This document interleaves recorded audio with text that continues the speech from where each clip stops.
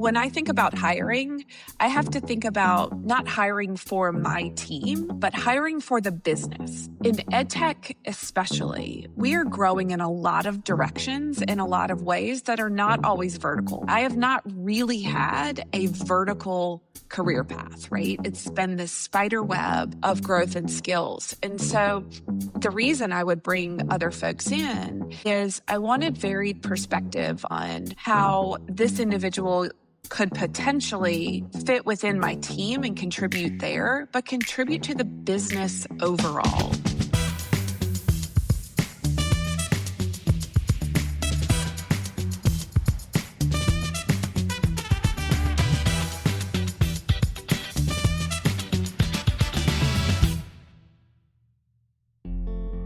Welcome to Education Matters. I'm your host, Jason Buccheri. This episode is part of our Edtech series, conversations designed to give founders, operators, and education leaders a clearer view into how this space actually works. My guest today is Kelly Hines.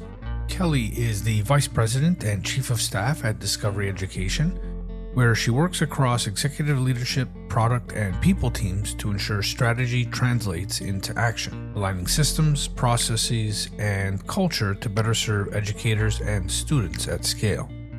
What makes Kelly's perspective here particularly valuable is not only her current role, but where she started.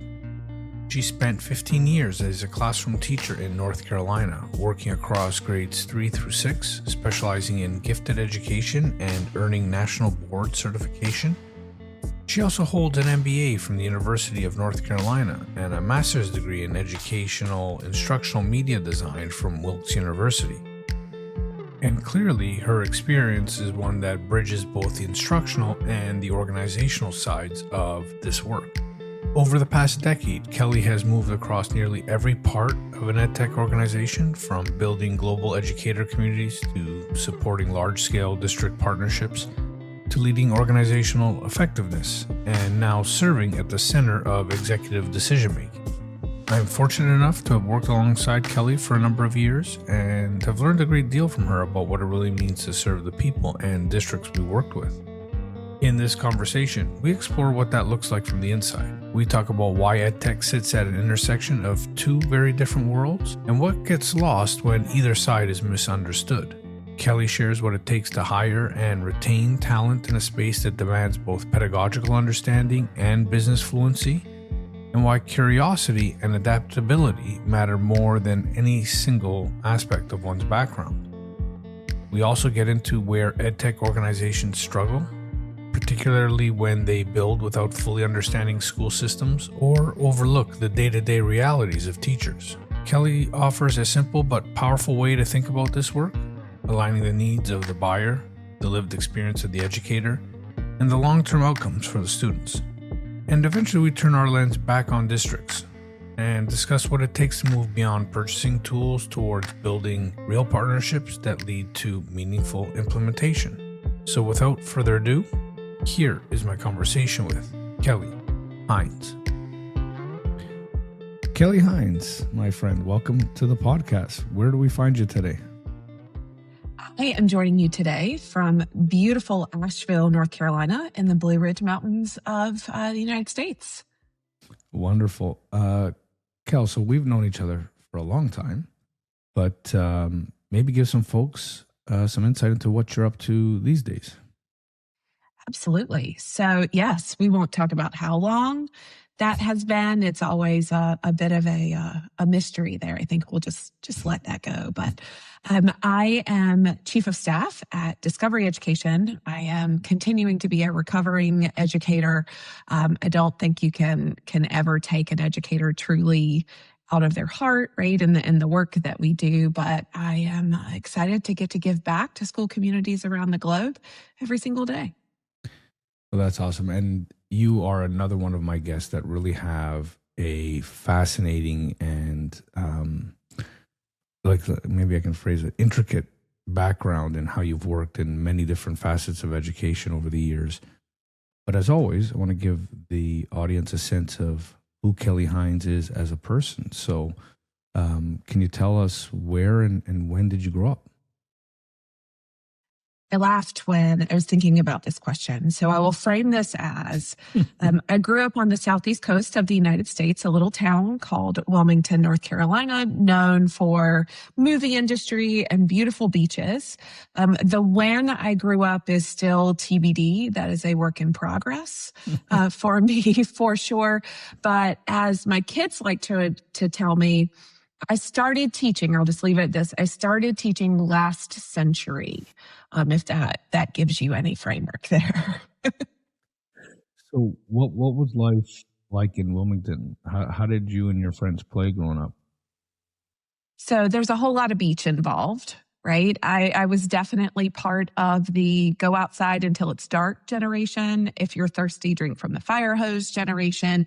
But I was a girl who loved bikes and books and Barbies and Legos, whatever it was I could get my hands on. But my default was definitely books and still is today. I'm a reader at heart. I might always have one in my ear or in my hand or on my phone as a constant companion. Was that something you inherited from your family, from a teacher? How did you find a love of reading? I think I had books in my hands from very early. We also had a limited number of televisions in my house, and of an age when there were a limited number of channels to start with, right? But it was go read a book, go find a book. And just found a space where I could learn new things. I am a consummate learner.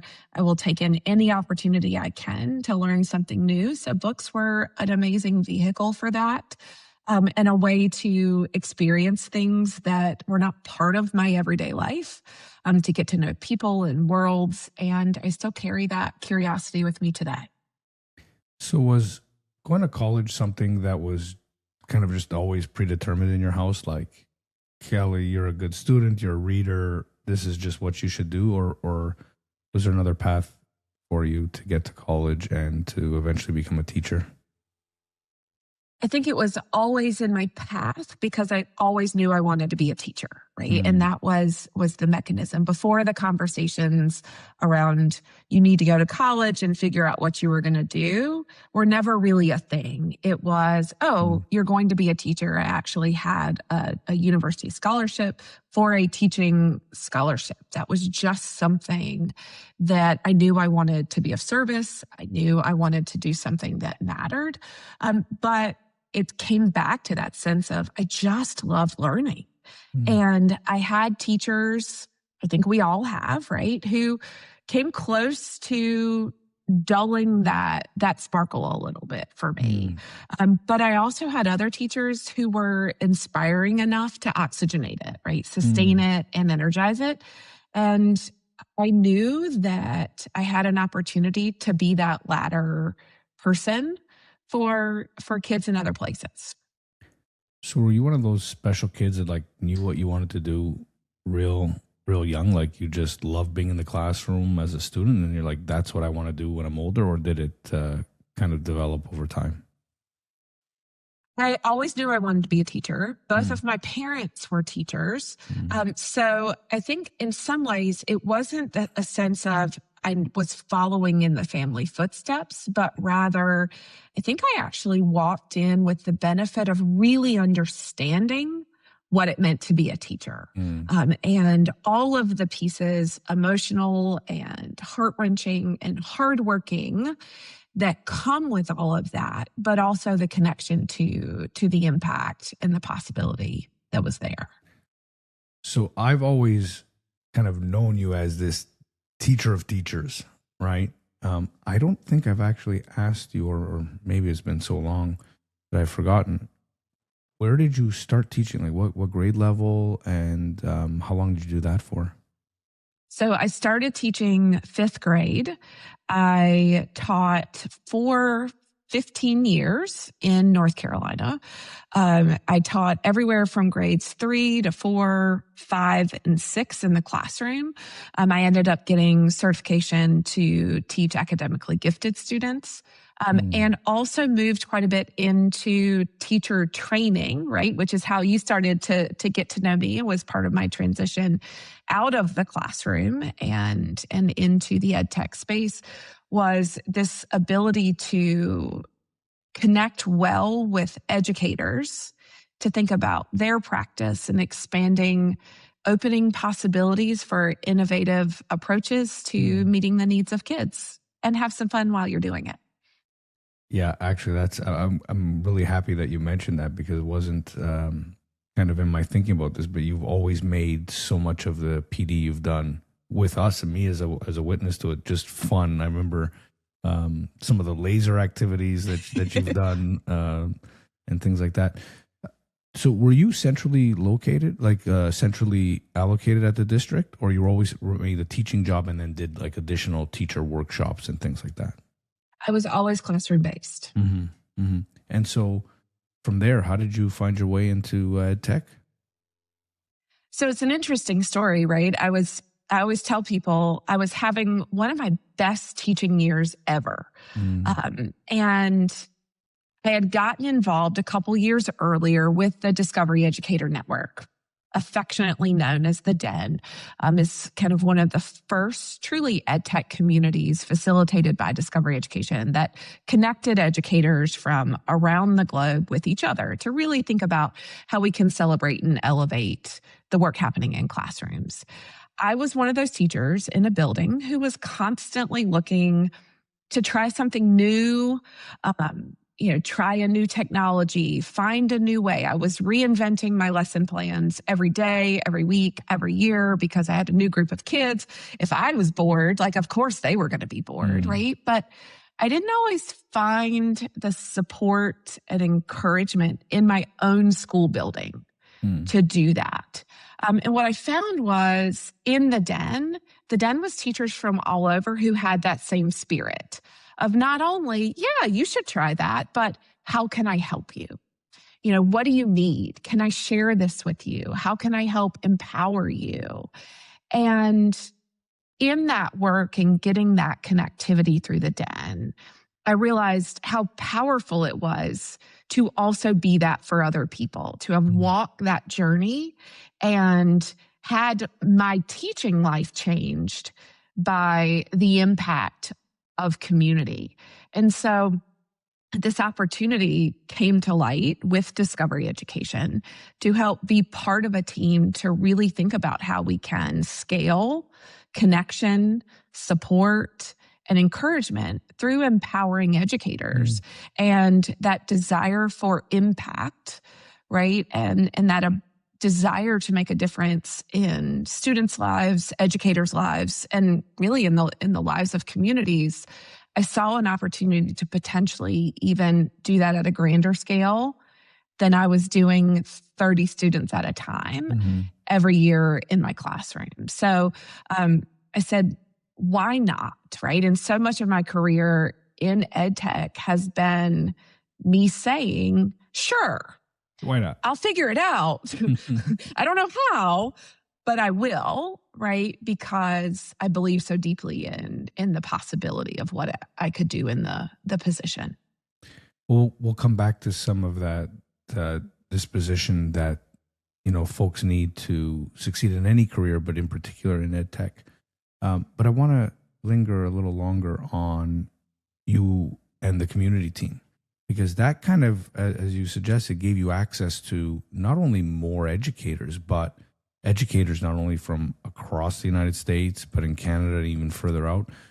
What was that like in building a community, and what did you perhaps learn there about teaching that surprised you, or that you may have not learned while you were in the classroom proper? Such an interesting question, right? Because I don't know that I learned something brand new about teaching or learning, but I learned how not unique my personal experience was, right? And maybe that was the learning there, that often as an educator in a building, you can feel isolated from what's going on outside of your classroom, outside of your school. right?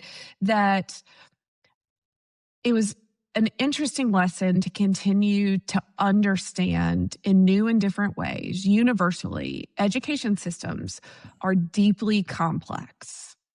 They are these wild webs of requirements, constraints, inputs, desired outcomes for kids that any one day that you wake up could change from what they were the day before, right? Whether that's budget constraints or governmental standards constraints.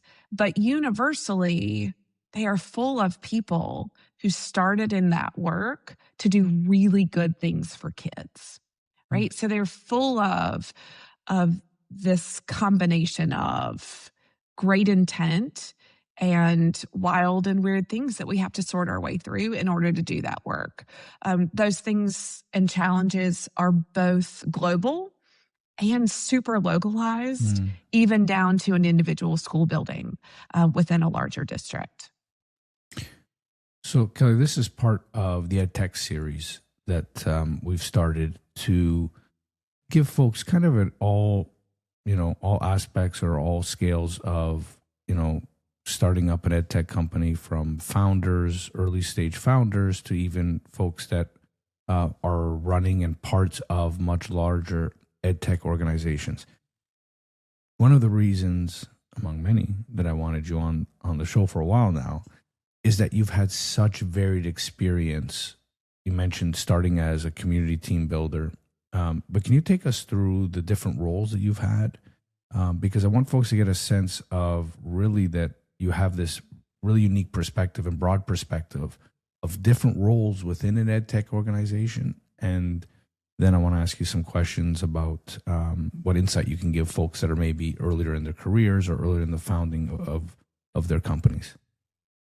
Oh, it's quite an interesting journey, right? In the work, I have regularly said in my nearly 12 years in EdTech that, wow, those words that just came out of my mouth are words that I never imagined. Like fifth grade teacher Kelly could never have imagined that she would be saying or knowing or using in the work. And if you had told fifth grade teacher Kelly in April of 2014 that she would be doing what she does today or many of the things along my journey, I may not have said yes to that first job in EdTech because I couldn't have imagined where it could have taken me, right? So when I started at Discovery Education, I was actually part of a regional sales team here in the United States with the specific focus on building community and elevating the work of community within that particular region. From there, I had the opportunity to start building a team where we were adding folks in other regions of our EdTech organization who got to do the same type of work that I was doing. There was a deep recognition that, man, when you really invest in educators as a critical stakeholder, as part of your buying process, as part of a usage process, then not only are you doing really great work for educators and students, you're doing good work for your business as well, right? Important insights and important opportunities to continue to scale and grow. From there, I took kind of those learnings into helping to lead what was then called our channel success team. So as many of you know, channel partners are those that work functionally as resellers and partners. Here in the United States, we have several organizations that are state level entities that work in that channel type experience that work through our local and state government organization as buyers and supporters of all types of resources, not just EdTech, for their schools. So I co-led that team, really thinking about how do we start expanding a model that goes beyond just teacher by teacher, but empowering other partners with us to focus on the importance of building scale as well.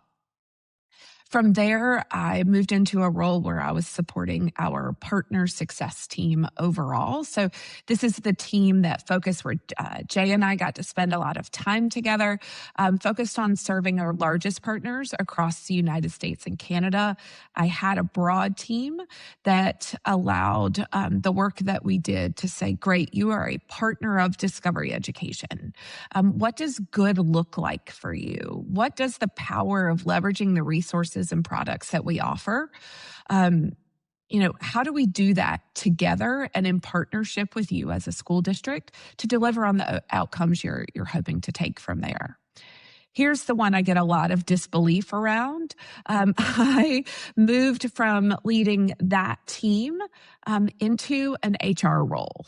And folks said, Kelly, you left sales to go to HR. I get a lot of quizzical head tilts when I get asked about that. And what I realized in the work that I was doing with partner success was I was really good at and loved building teams, building strong teams who worked well together, aligned around a mission to deliver on good work, who cared about each other, who worked together in service of our partners and of the business. And I just recently have been having that connection that's really what I did as an educator. It's what I did in building community. I've taken this thread of growing and building community more broadly through our organization to help extend our impact. So for the last several years, I have led our organizational effectiveness and people experience work as part of our HR team, really thinking about every day, how do I make sure that the experiences that our employees at Discovery Education are having make DE a place where people want to come, where they want to grow, where they want to stay, and where they want to use their talents to make a difference out in the world.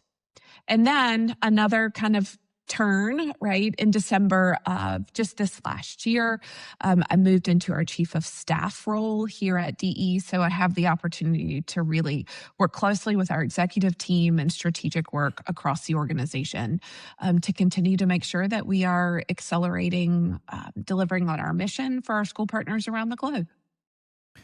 Well, that's awesome. And kudos to the senior leadership team to effectively just put you at the center of everything that's happening at this. I approve of this move. As you know, I've always have of your different moves throughout the organization. So something I haven't asked any of the guests because quite frankly, they haven't had this breadth of experience nor this specificity in the HR role. But I know this is something that's always been a challenge, always is a challenge in general. But then in particular, there's different nuances in Edtech that are different, I think, than every other industry. Can you give the folks a sense of what are some of the greatest challenges when it comes to hiring and retaining in the Edtech community? And then a follow-up to that is, how should folks think about hiring folks for this specific industry, this specific role, or what have you? It's such a great question, right? Because EdTech is such a niche environment. It's not education. It's not technology, but it's also not either one of those things, right? So the biggest challenge is that EdTech companies are really looking for a true unicorn, right? In this space, which then breeds competition for unicorn talent. And what do I mean by unicorn talent, right? Unicorn talent are people who are open to and understand both learning, science, and pedagogy, along with product knowledge, modern tech stacks, an understanding of how government spending works. And that is one of the biggest challenges that folks in the EdTech that's different than other SaaS type companies are dealing in. Anyone, whether it's education or other areas of government, working and selling with government buyers is its own challenge in and of itself. It has its own rules and regulations, right? And then underlying across that continues to be a connection to the mission and the why of why you're doing the work.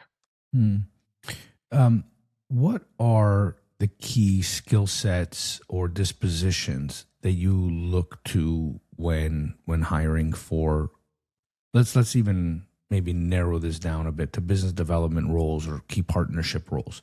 Do you look for an educator that really knows the space really well, and then you guys are happy to train them on the more business development side? Or do you look for somebody on the business development side and then try to teach them about the world of education?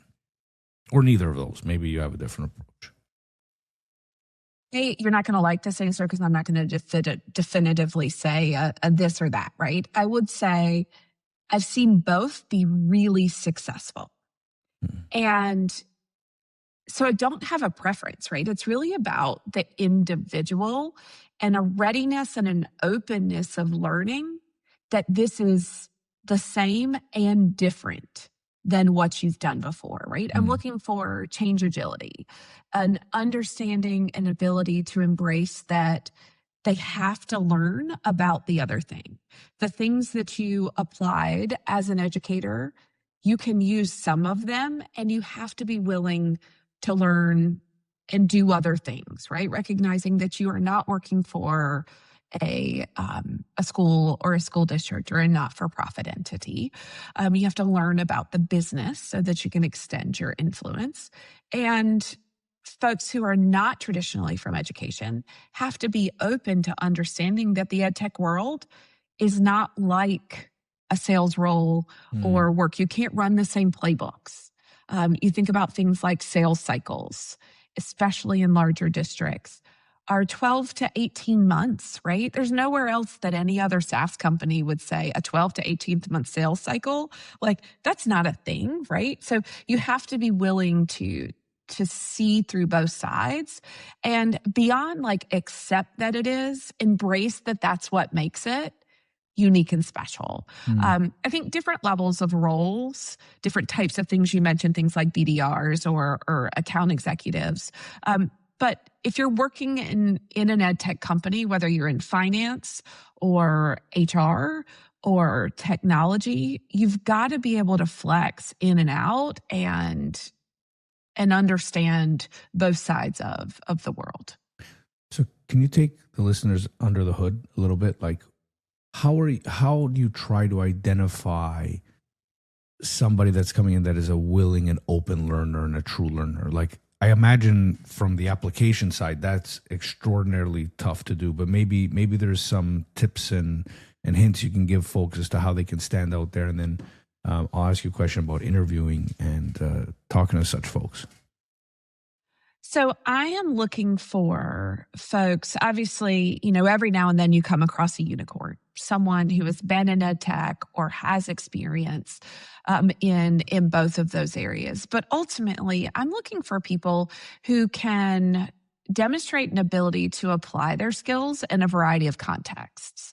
Right? If you think about what I did as a fifth grade teacher was stakeholder management all day, every day, right? I delivered on outcomes. I could see how the work that I was doing could be applied and thought differently without a one-to-one type of translation there. I'm always curious to see how are people showing that they are curious? Right? Are they exploring a variety of different certifications and learnings across a whole bunch of stuff? Because it's that willingness to learn, try new things. I love hearing what people are reading, how they are taking the time to learn about different areas of life in general, right? Because that spirit of curiosity extends beyond just, I only want them to be curious about business or curious about education. Ultimately, I think this idea of people showing that they're change agile, that they are authentically connected to the why of the work, right? Why edtech? Why this space?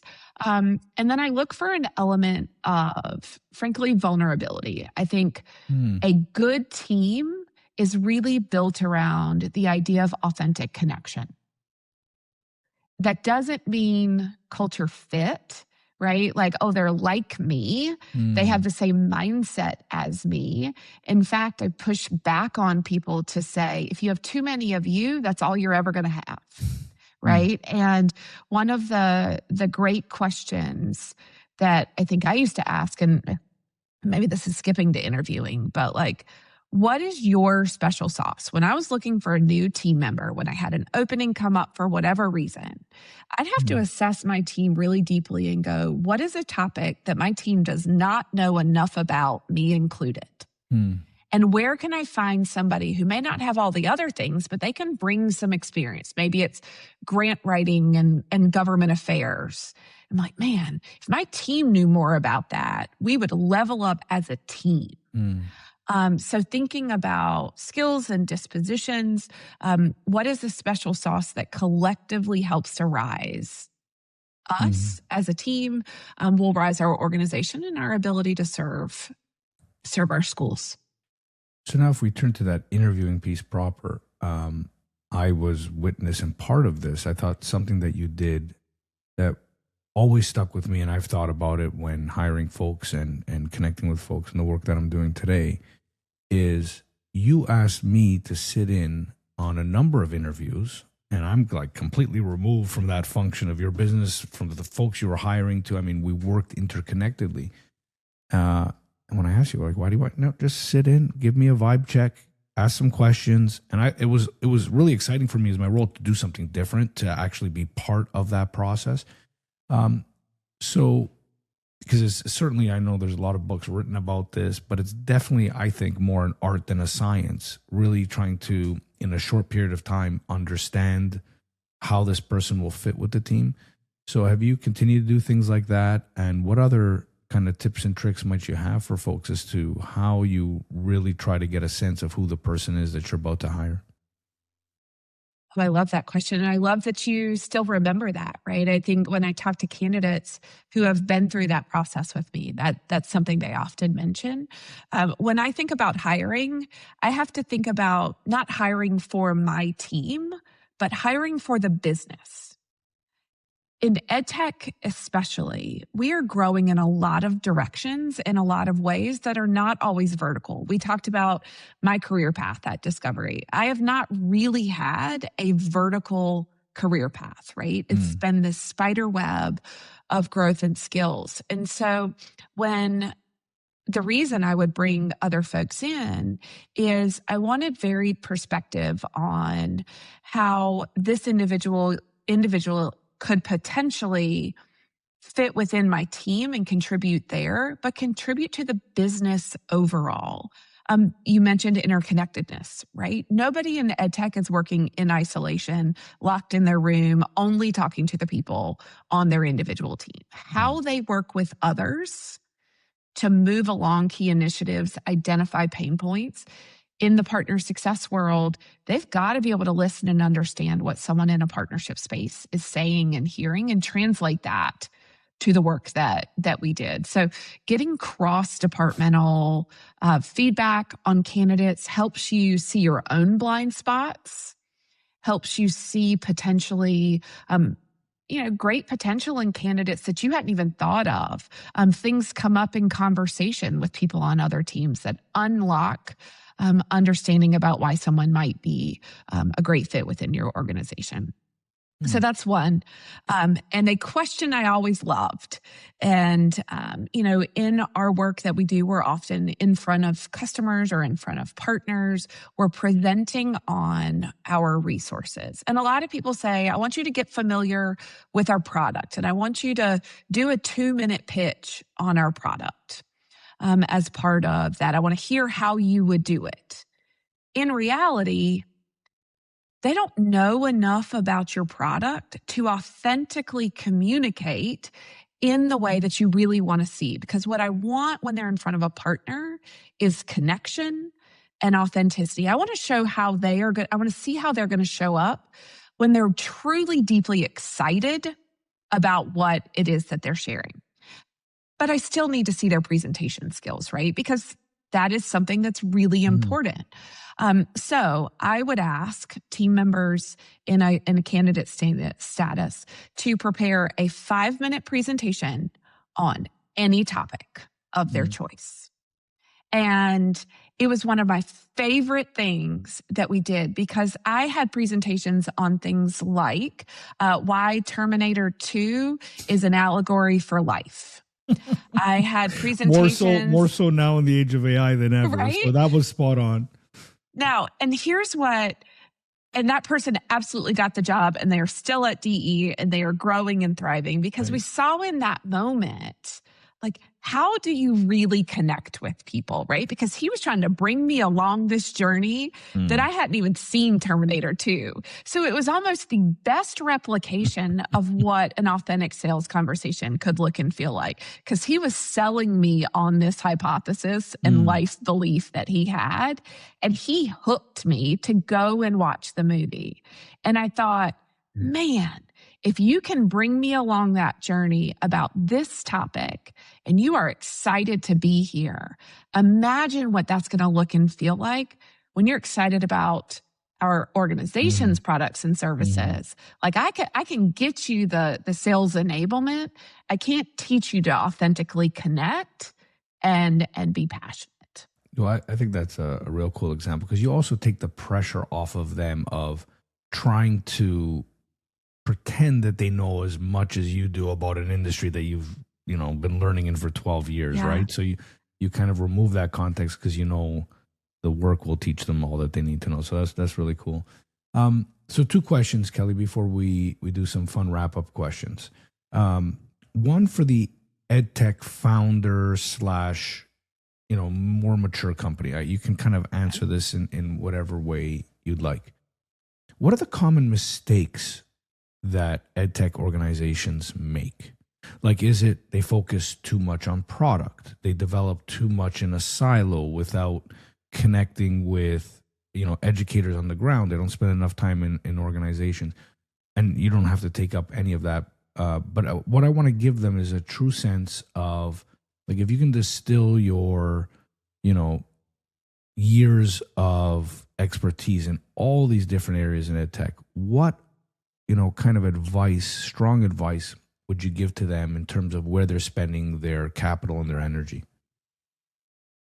I love this question, right? And so if there were a couple things, I would underscore the importance of truly listening to understand. And understanding that the problems that we are helping schools, educators, communities solve are complex and systemic. So we have to remove a belief that whatever product we are going to put forward is going to solve all the things, right? No matter how great your product is. Because these things are complex and systemic, and there are humans involved, we have to really listen and understand what those needs are. And there's 3 pillars to this that are super critical. One, we have to figure out how to bridge the needs of your buyer. If your buyer is a school district, they have specific things that they have to check off in order to buy this product, whether it's standards alignment, funding constraints, all of those areas, right? There are things that they have to see from an efficacy standpoint, from an impact standpoint. So we have to understand that work. But then we have to understand the realities of a user. If your primary user is educators, how long does it take to implement this? What is the reality of what this looks like against all the other things stacked up that are required of that educator to use? So we have to understand the teacher experience in a true, authentic, and open way. And then ultimately, what are the desired outcomes of the student? And what do we want for kids in reality and in the long range? And I don't just mean what do you want for the students in your schools that you're serving? What do you want for your own kid when it comes out of their learning experience? I used to put every year we'd have teachers, especially with my youngest. I have 3 boys. We are all boy all the time at my house. But particularly with my youngest, every year the teachers would ask on their beginning of the year survey, what do you want your kid to get out of this year? What does success look like for you this year? And I had reached a point where my answer for my youngest in particular is and continues to be, he's a freshman in high school, I want my kid to love school at the end of the year. Because that disposition of loving learning in the world of change that we are in today is what will give him a future. It will future-proof him. Being learning agile, to love learning, and to want to keep doing. Right? So as we are leading in EdTech work and being partners with schools and school districts, truly understanding what their challenges are, recognizing that they are systemic and complex, but really being locked in on how do I make this product bridge what my buyers need, meet the realities of what teachers have, and continue to foster engagement and love of learning for kids, we're going to be in good shape. Awesome. Now, if I can ask you the question from the other side. Okay. And we're going to be EdTech agnostic, so it doesn't matter the organization or the product or what niche they're fitting into. But from the district side, from the senior leadership side, what do you wish they knew more intimately about the EdTech world that, just given our experience, they might not know? I love this question, right? Because it's really about what does product plus partnership look like between a school district and your product, right? Your EdTech company. No product can likely just be dropped into a school district and be immediately effective. We are entering, when we enter a contract like that, we are entering into a relationship, right? It is why we at Discovery Education deeply use the word and commit to the word partner in this work, right? And when I see tools implemented effectively and to build continuity and depth and impact, the most success comes when a school district really sits down and leans heavily into how are we going to roll this out? What is the message? How are we preparing the educators for this shift, this change, and this understanding of what this work looks like? When a new tool comes in, school districts can be so helpful for educators to help them say, and not only is this new thing here for you, here's why, here's what we hope it will accomplish, and here's how we envision it fitting within the ecosystem of all of the tools that you have today. And when you can partner together as a district and an EdTech company to help frame that work for the realities of teachers. And I had a great principal about midway through my teaching career who used to always ask, but what does that look like, Kelly? Right? And so, awesome. We have made this decision to go forward into this work together. What does that look like for a teacher, for a student, and even for a district representative? And what does that look like? What do you need from us as an EdTech company to help make sure that we're delivering on this promise together so that we're coming out with the same expectations as well as the same ability to affect change, which is probably why you decided on that purchase in the first place. Yeah, I love that answer because we've seen it where we've spent so much time in the pre-sales, in the piece that you mentioned earlier, connecting with educators, understanding their realities, and then the decisions made, and then the senior leadership or the implementation teams or the PD teams kind of think, okay, well, it's done. Now it's going to go do its thing. And the reality is that they need to be continually involved and working as partners. So I love that.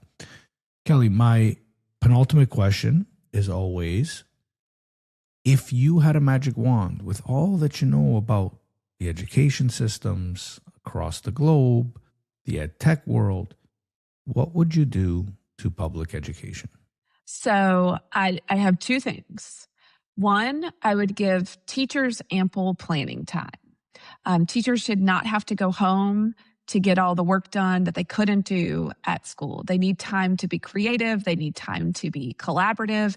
They need time to grade their papers and give authentic feedback thoughtfully during their working day. So that is one. I would make sure teachers have more time to plan thoughtful lessons for their students, implement those. I'm going to skip pay teachers more because that's universally known. I'm not debating it. The other thing that I would do with my magic wand is mandate recess for every student all the way through high school. We need to have fun. We need brain breaks. We need to remember that we are kids. We need to get outside. I remember so deeply, Jason, we were working with one of our school partners out in Vancouver, and they used to do an all-day outside day, right? That they were not allowed to come inside for an entire day, every lesson, every recess, every lunch. Regardless of the weather, they will make it work from an outside day, all day. And I just think, man, how much joy would kids have if they knew they had times during the day to continue to authentically connect? I used to play, football with my kids during recess to see their teachers differently, to kind of just breathe in the joy of the space to help them in their work. That's fantastic. My last question, Kelly, is always, what book as a reader, what book, movie, podcast, album, or in all of the above would you recommend to the audience? Okay. So I am not a podcast album person, except yours, of course, Jay. I'm pretty minimal in that space because I love a book. So I'm going to take two books. So I just recently finished The Finest Hotel in Kabul, which is a people's history of Afghanistan. And it's written by Lise Doucette, who was the BBC chief international correspondent. And it channels the history kind of since the mid-60s, 1960s, I guess I should say these days, of what started as the Intercontinental Hotel in Kabul. And kind of chronicles over time how the individuals who worked in that building kind of were experiencing all of the different political and regime changes that were happening. It is a fascinating insight into that time in the world. I will add to that, I'm a firm believer in Silly as well. So one of my favorite series that I recommend to everyone is a series by Hannah Nicole Mayer. The first book in the series is called The Assistant to the Villain. It is hilarious, has strong female characters in it, a whole lot of sarcasm and nonsense as part of it. And I love sarcasm and nonsense, as you well know. So it is just a joyful, silly series of books that are fun to read and laugh at and giggle at along the way. Well, I'm going to definitely check that out. I love that title. Kelly Hines, my friend, thank you very much for this. It has been so much fun. I appreciate you reaching out. This podcast is recorded on the territory and Treaty 13 lands of the Mississaugas of the Credit First Nation and on the traditional territory of the Huron-Wendat and the Haudenosaunee. The show is edited and produced by the marvelous and talented Andrew Mastroianni. If you like what you're hearing, make sure you subscribe to us on Spotify or wherever you listen to your podcast. Until next time, remember, there's absolutely no inevitability as long as there's a willingness to contemplate what's happening. I'm your host, Jason Buccheri. Until next time.